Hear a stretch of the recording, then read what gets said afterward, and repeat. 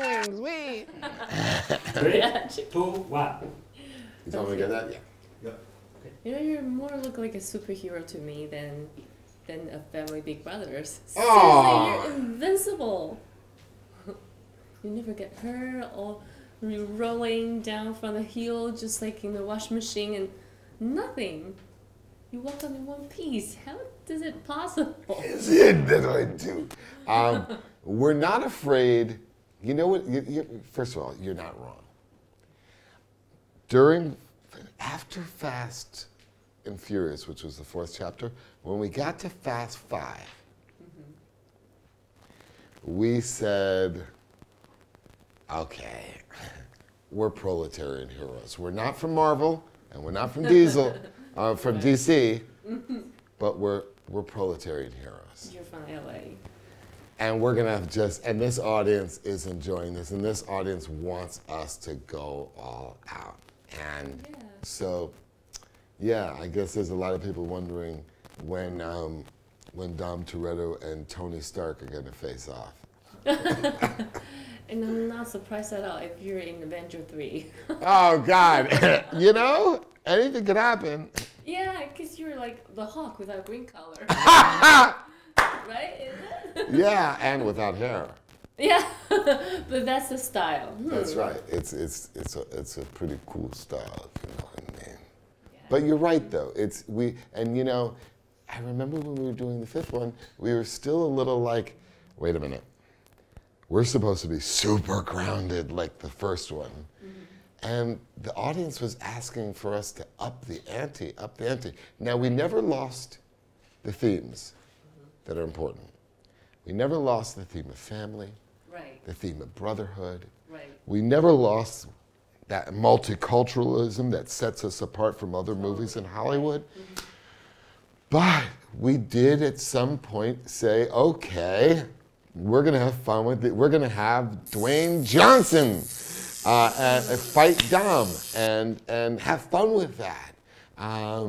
We're gonna have, you know, I remember when we did press for Fast and Furious 6, they called the shot where Dom leaps over the bridge Il Volo dell'Angelo in Italy, which was the Flight of Angels. And they had a poetic way of saying it, but it was like a larger-than-life thing to go and grab Letty and then land on the car in Fast and Furious 6. And I was still like, well, how's the audience going to take this? And they believe that our guys are these proletarian heroes, and they enjoy it that much more because they don't normally see people like them dressed in normal clothes being heroic or representing heroism in that way. Yeah, that's totally true. And you know, you're also the producer for Fast and Furious series. Yes. And each one of them, you try to push more. Yeah. And surprise the audience. That's right. But that's hard, you know. Very hard. Especially when, you know, the level is like this high. You are so right. You're going to be 8th. No, you're... How are you going to do No, that? you're so right. The hardest thing about being successful with one of these movies is that you go, we got to one-up, we got to do better the next time. How are we going to do that? So yeah, how do you struggle to have some more ideas to surprise the audience? I'll tell you a personal story. Every time we ever went to a premiere for Fast and Furious, Paul Walker would go off with me to the side. And I cared so much about what he thought about the movie, and vice versa. Because but I'm the producer. Right. Because we started this franchise together. And he always said to me, the best one is still in the can. And that somehow, he knew what he was doing. He knew how to push my buttons. Because I would be, after everyone's going, this is amazing, this is the best one, he'd say, you know what, Lynn, the best one's still in the can. And then I'd go, I gotta go back to the drawing board and try to bang out the best one and get us all ready. But he had a way of encouraging me, and he had a way of inspiring me to even try as a producer to one up the next one. Who's gonna push your button next time? You. Okay, push the button. Push the button. Push the button. The audience drives us, and quite frankly, even with the success that Furious 7 will be, as much as I would like him to say, this is the best one, even if he believes it, I know he'll say, the best one's still in the can, Yes. if only to encourage.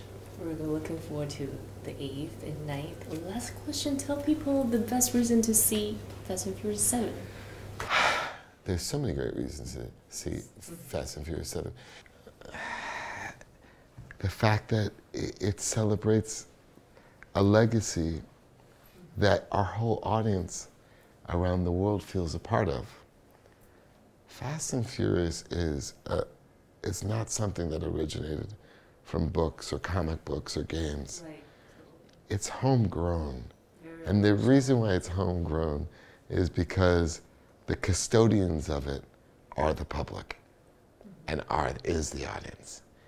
And they have been the most supportive.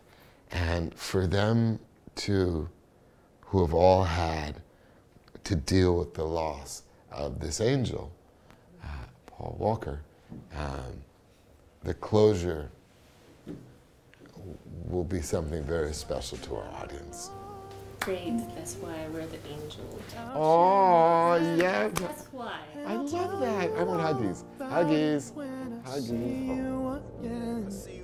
We've come a long way from where we began. You know we started. Oh, I'll tell you all about it when I see you again. When I see